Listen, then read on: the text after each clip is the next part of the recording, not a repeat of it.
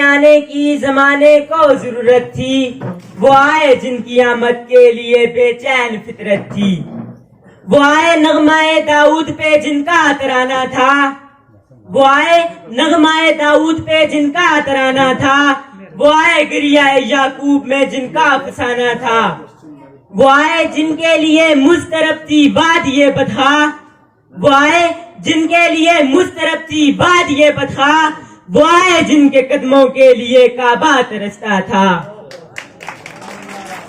صدر جی وقار، انتہائی واجب القدر اساتذہ صاحبان، مہمان گرامی اور میرے ہم مکتب ساتھیوں، السلام علیکم۔ کا موقع ملا ہے وہ ہے سیرت النبی صلی اللہ علیہ وآلہ وسلم۔ جناب والا، یہ ایک مسلمہ حقیقت ہے کہ حضور نبی کریم صلی اللہ علیہ وآلہ وسلم کاروان ہستی کی راہبر اعظم ہیں۔ آپ نے اس خطے میں مبعوث ہو کر انسانیت نوازی کا پیغام سنایا جو ظلم و تشدد کا مرکز تھا۔ جزیرہ نما عرب میں انسانوں کا خون پانی کی طرح بہایا جاتا تھا، معصوم بچیوں کو پیدا ہوتے ہی زمین میں دفن کر دیا جاتا تھا کیونکہ کوئی ان کا باپ کہلانا دوبارہ نہیں سمجھتا تھا۔ عورت کو پاؤں کی جوتی اور شرافت و حیا کی کمزوری سمجھا جاتا تھا۔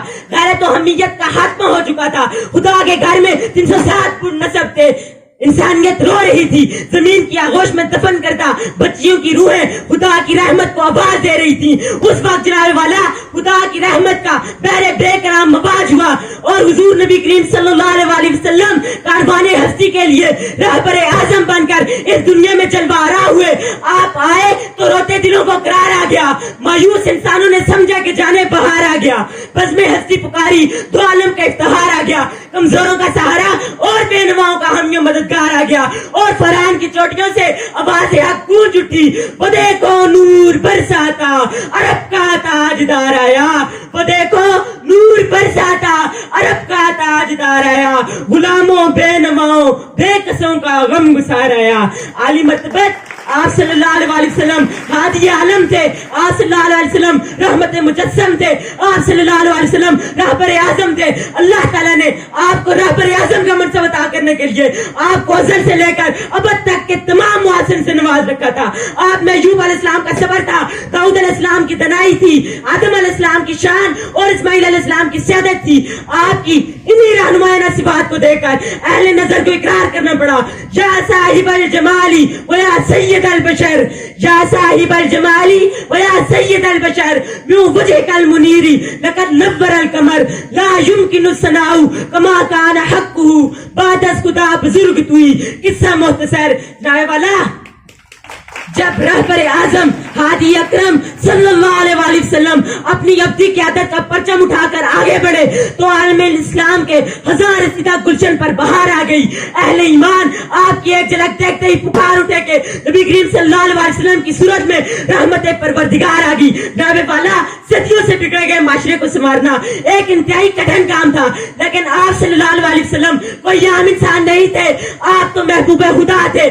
آپ پر پتھر برسائے گئے، نعوذ باللہ آپ کو گالیاں دی گئی، آپ کو ساحر و کذاب کہا گیا، آپ کے ماننے والوں کے لیے زندگی تنگ کر دی گئی۔ باطل اور اس کے ماننے والے حضور نبی کریم صلی اللہ علیہ وسلم کا رستہ روکنے کے لیے اپنی تمام قوتیں آزماتے رہے، لیکن خدا فیصلہ کر چکا تھا، واللہ متم نوری ولو کری الکافرون۔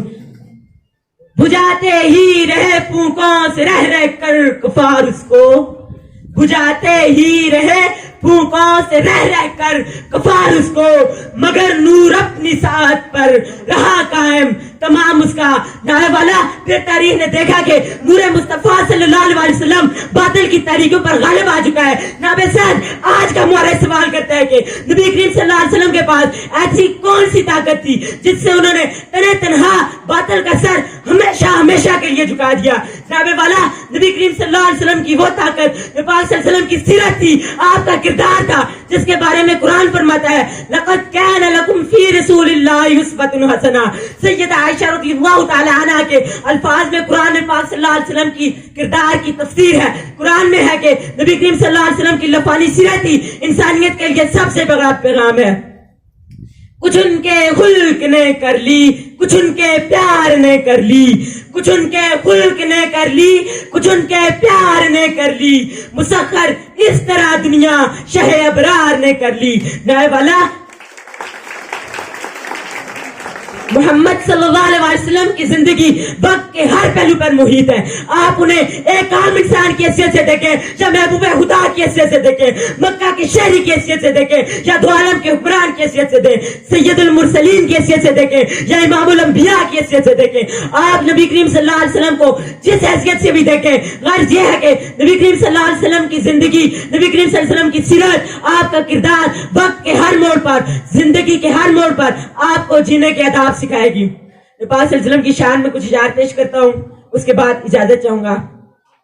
کتاب فطرت کے سرے برق پر جو نام احمد رقم نہ ہوتا, یہ نقش ہستی ابھر نہ سکتا, وجود لوح قلم نہ ہوتا, زمین نہ ہوتی فلک نہ ہوتا, عرب نہ ہوتا عجم نہ ہوتا, یہ محفل کونو مکان نہ ہوتی, اگر وہ شاہ امم نہ ہوتا. والسلام.